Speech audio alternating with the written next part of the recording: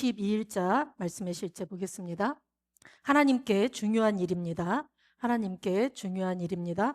우리 오늘 본문은 출애굽기 28장 2절 말씀입니다. 우리 두 번 읽겠습니다. 시작.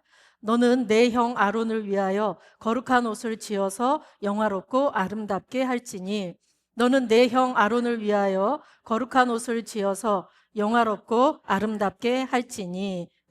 우리 처음부터 끝까지 한번 읽어보겠습니다. 시작. 주님은 놀라우신 분입니다. 그분에 관한 모든 것은 영광, 아름다움, 화려함, 탁월함, 왕국의 위엄을 나타냅니다. 하나님께서 아론의 옷에 대해 모세에게 주신 지시사항을 생각해 보십시오. 제사장이 하나님을 섬길 때 입어야 할 곧 영광과 아름다움을 위한 특별한 옷에 대한 지시였습니다. 하나님은 아론이 누더기나 평범한 사람의 옷을 입고 그분 앞에 서는 것을 원치 않으셨습니다. 아론은 탁월하게 차려 입어야 했습니다.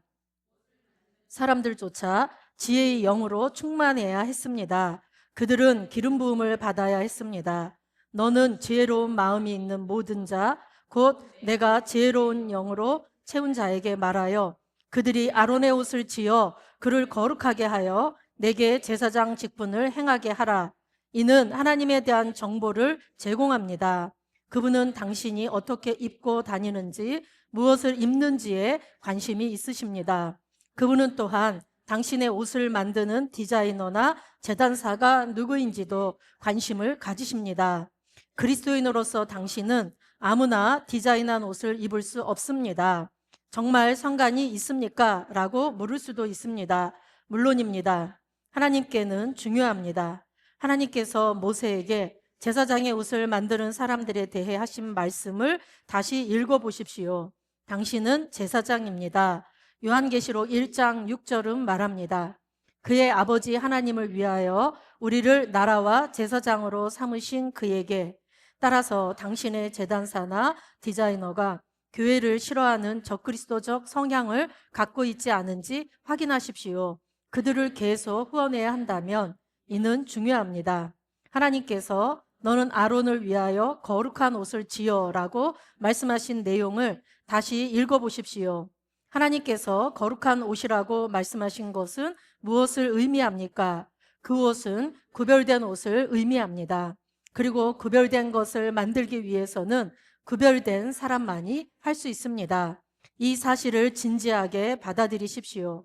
당신이 하나님과 그분의 왕국을 대표한다는 것을 알고 항상 단정하고 훌륭하게 옷을 입으십시오. 당신은 이렇게 말할 수도 있습니다. 중요한 것은 영입니다. 나는 내가 좋아하는 것을 입을 수 있습니다. 당신의 몸은 성령의 전입니다. 기억하십시오. 그렇습니다. 중요한 것은 영이지만 영은 옷을 입고 있습니다. 그러므로 잘 입으십시오. 단정하게 입으십시오. 단정하게 입는다고 해서 반드시 비싼 옷을 입어야 한다는 뜻은 아닙니다. 좋은 옷이라고 꼭 비쌀 필요는 없습니다. 아멘. 오늘 이제 출애굽기 28장에 보면은 대제사장의 의복에 대한 규례가 나옵니다.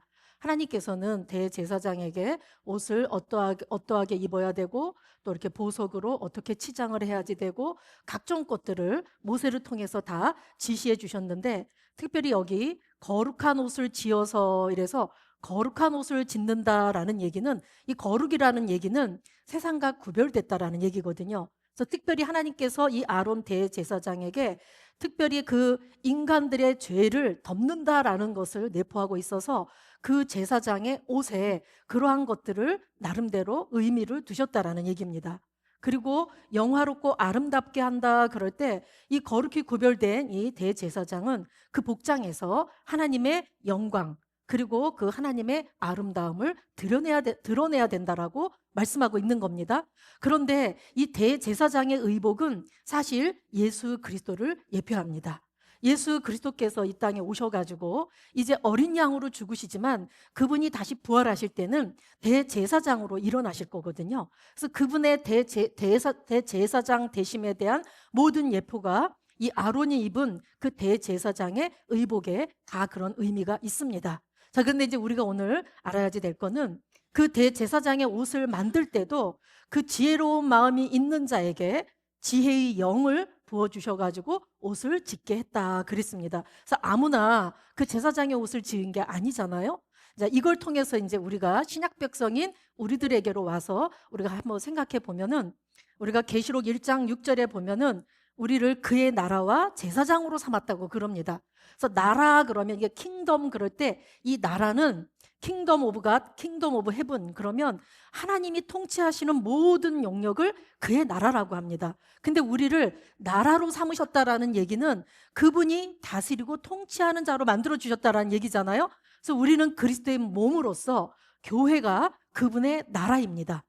그래서 우리가 그의 나라와 의를 구한다 그럴 때 내 안에 하나님의 통치, 하나님의 영광, 하나님의 다스림이 있게 하라, 이게 그의 나라라는 얘기거든요.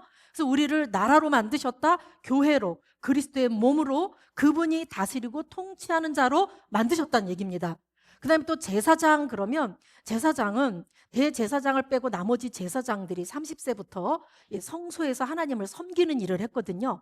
그런데 그들이 백성들의 죄를 위해서 그들이 매일같이 떡상을 갈고 뭐 그 향단에서 불을 피우고 촛불을 감검하고 제사장들이 그런 일을 했듯이 결국 이건 무슨 말이냐면 백성들의 죄와 그런 것들을 하나님께 고하고 그런 것들의 죄사함의 역할을 그들이 해주면서 하나님께로 그들을 인도하는 일을 했다라는 얘기입니다. 그럼 우리를 제사장으로 삼았다라는 건 우리가 세상에 믿지 않는 자들을 위해서 기도하는 거, 중보기도하는 거, 그리고 나와 우리 가족들이 하나님을 온전히 섬기도록 하는 거, 그게 바로 제사장이 할 일입니다. 그래서 우리가 나라와 제사장으로 삼았다라는 의미를 잘 알고 그 다음에는 또 왕 같은 제사장이라고 그랬습니다. 이 말은 우리는 왕이면서 제사장이다. 왕처럼 다스리고 통치하고 그리고 제사장으로서 다른 사람들을 하나님께로 인도하고 그들을 섬기고 그런 일을 하는 게 바로 우리들의 정체성이라는 얘기입니다.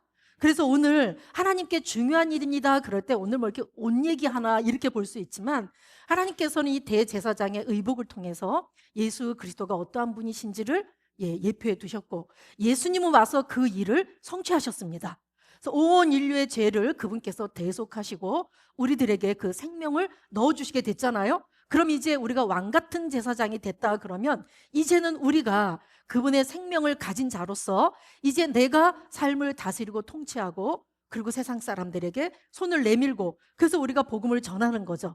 그리고 그 영혼들을 위해서 기도하고 중보기도 하면서 중보기도자의 사명을 다하는 거, 그게 왕 같은 제사장이고 나라와 제사장으로 삼았다라는 뜻입니다. 아멘. 예. 자, 그 다음에 이제 우리가 또 여기 특별히 우리가 육신의 눈으로 보이는 거에 대해서 한번 보자면 우리가 이 옷이라는 거는 어떤 그 사람의 삶이나 인격이나 그런 것들이 드러나잖아요. 근데 지금 현대는 너무나 이렇게 발달되어 있다 보니까 디자이너들이 만든 옷을 입는 데거나 우리가 또 어떤 뭐 유행하는 옷들이 있을 수 있잖아요. 근데 우리 그리스도인들이 서신서 곳곳에 보면은 단장함으로 우리를 꾸며라, 단정하고 정숙해라, 이런 얘기들이 있습니다.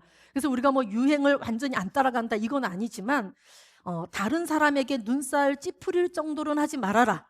또 그리고 내 스스로가 나의 인격과 내 삶이 드러나는 게 나의 옷차림이기 때문에 그런 부분을 잘 해라, 이런 뜻입니다. 그래서 우리가 뭐 꼭 비싼 옷을 입어라, 뭐 유행에 뒤처지는 옷은 뭐 입지 마라, 뭐 이런 얘기가 아니라는 얘기입니다. 그래서 항상 우리 그리스도인들이 예배당에 올 때나 또 우리가 만약에 전도를 한다거나 그러면은 그들이 우리를 볼 때 여러분 우리는 그리스도로 옷 입은 자들입니다. 이제는 우리가 이제 왕 같은 제사장이 되어서 그리스도로 옷을 입었잖아요. 그래서 그리스도를 대신하는 자들이 되었어요. 그러니까 세상 사람들이 우리를 보고 예수님을 믿는 자들은 저렇구나라는 게 있기 때문에 우리가 또한 복장도 좀 잘 갖춰야 된다는 겁니다. 여름에 우리가 전도 현장에 나가면 굉장히 더워요.